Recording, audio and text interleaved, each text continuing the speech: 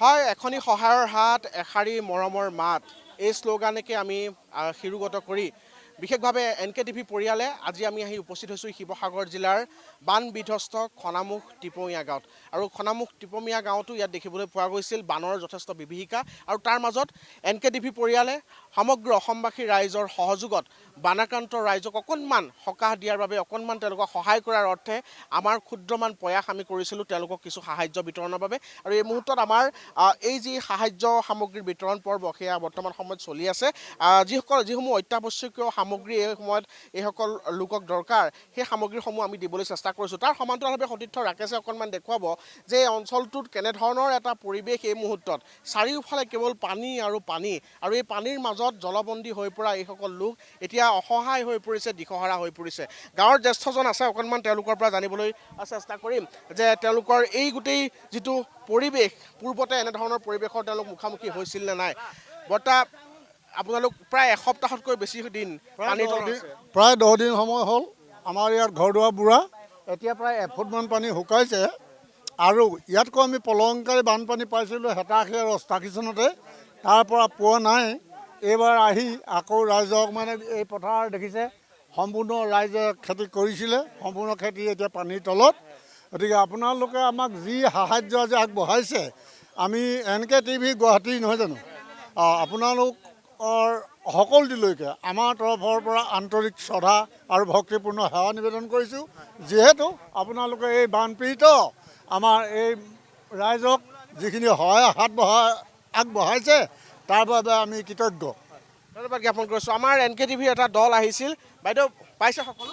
পাইছোঁ দেই ঘৰৰ পৰা পানী ওলাল নাই নাই লোৱা ঘৰৰ পৰা নাই লোৱা দেই মই অকণমান এইফালৰ পৰিৱেশটো অকণমান যদি দেখুৱাওঁ যে কেনেধৰণৰ এটা পৰিৱেশ এই মুহূৰ্তত প্ৰতি ঘৰে ঘৰে এতিয়া নাও চলিছে যি ঠাইত আচলতে যান বাহন চলিছিল সেই পথত এতিয়া নাওবোৰ চলাবলগীয়া পৰিৱেশৰ সৃষ্টি হৈছে আৰু যিমান ভিতৰলৈ আপুনি সোমাই যায় সিমান ভিতৰুৱা অঞ্চলসমূহত অত্যন্ত এটা বিধ্বস্ত পৰিৱেশ ইয়াত আচলতে দেখিবলৈ পোৱা গৈ আছে স্থানীয় এগৰাকী মহিলা পাইছোঁ বাইদেউ ঘৰৰ পানী শুকাইছেনে আমাৰ নাই এককাল হৈ আছে আমি ঘৰত থাকিবলৈ নাই পোৱা এই মুখৰ আগৰ ভেটি এটাতে আছোঁ সাহায্যবোৰ পাইছোঁ চব পাইছোঁ আপোনালোকৰ কিমান কি ক্ষতিগ্ৰস্ত হ'ল আমাৰ কাপোৰ কানি একোৱে নাপালোঁ চব পৰি গ'ল তুলিছিলোঁ তাৰপিছত আৰু হুঁচ নাই নহয় ধানকেইটা ৰ'ল বাৰু ধানকেইটা ৰ'ল তাৰপিছত ইভাগে হাঁহ কুকুৰা সেইবোৰ মৰিছে এতিয়া গাহৰি 12টা আছে গৰু 7টা তাৰপিছত আকৌ হাঁহ 45টামান আছিলে এতিয়া মৰিছে ৰাইজে আমাক সহায় কৰিছে অকণমান সময় লাগিব গোটেই স্বাভাৱিক সময় দিন এমাহমানতহে আমি ঘৰৰ ওচৰলৈ যাব পাৰিম চাগে এতিয়াও ইমান পানীয়ে হৈ আছে পানীত নামি হাঁহ কুকুৰাক দানা দিওঁ অসুবিধা হৈছে নাই হোৱা দিছে ধন্যবাদ জ্ঞাপন কৰিছোঁ খুৰা কেনে এটা পৰিৱেশ আগতে এই ধৰণৰ পৰিৱেশ আপোনালোকৰ অঞ্চলটোত হোৱাই নাছিল আমাৰ ইয়াতে ধন্যবাদ আপোনালোকক আমি আমাৰ টিপমীয়াবাসী হৈ আপোনালোকক সকলোকে NKTVলৈ আমি শুভেচ্ছা যাচিছোঁ আপোনালোকে আমাৰ এই বানপীড়িত অঞ্চলত যে আপোনালোকে খা খবৰ এটা লৈছে আৰু অনেক মানুহ আহি আছে ধৰি লওক আজিলৈকে আমাৰ মেডিয়া বিশেষত কম কালি আহিছিলে আমি জনাব পৰা নাই আমাৰ অৱস্থাটো লৈ মানে আমাৰ বিশেষত 87-88 চনত বানপানী এটা আহিছিলে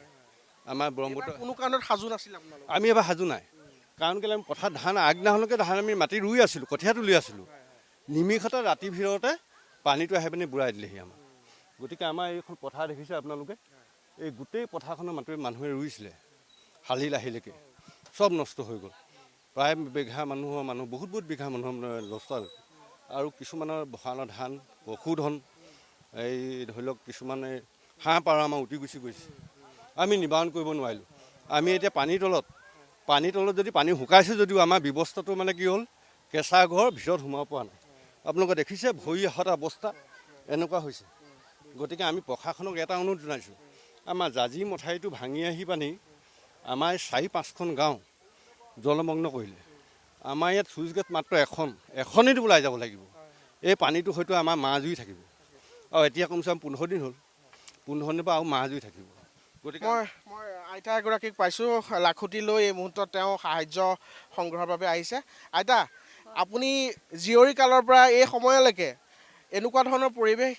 কেতিয়াবা তেওঁ কয় এই 87খনত নে কিহত আহিছিলে তেতিয়া দেখিছিলোঁ আৰু দেই শুনো তাৰপৰা নাই দেখা এতিয়া আপোনালোকৰ ঘৰৰ কেনেকুৱা অৱস্থা এতিয়া ঘৰ হেৰি পাকঘৰটো বুৰিলে এই বাহিৰৰ ঘৰটো অকণমান ওখৰ কাৰণে এচুৱা বুৰিলে এচুৱা মানে বাচিলা গৰু ছাগলী গৰু ছাগলী নাই শুনক মই মিছাটো নকওঁ দেই গৰু ছাগলী আমি বুঢ়া বুঢ়ীহে আৰু বুঢ়া অসুখীয়া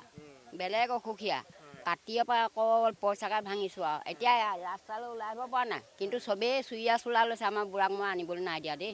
আহিবও নোৱাৰে আইতা আপোনাৰ ঘৰত কেনেকুৱা কি হৈছে ই আমাৰ ঘৰ ইপাই পানী এককল যা আপুনি পানী ভাঙি আহিছে এতিয়া অঁ হেৰি হাঁহো মৰিলে 10টামান কুকুৰাও গ'ল চাই কি কৰিম এতিয়া ভাল হ'ব দিয়ক সোনকালে আপোনালোকৰ সময়বোৰ ভাল হওক আমি সেয়া বিচাৰিছোঁ